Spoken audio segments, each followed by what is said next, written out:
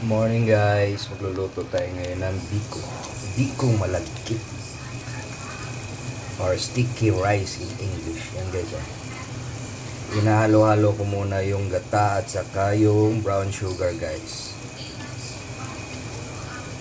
para pagka nagiging sticky na to, kaya magiging ano na siya, caramelized na, lagay na natin yung malagkit rice.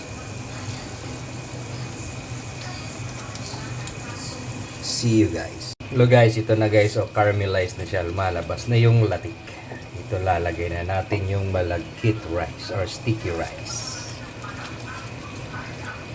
Ito na yun guys, minix ko na yung malagkit rice ay yung latik niya, kaya caramelized.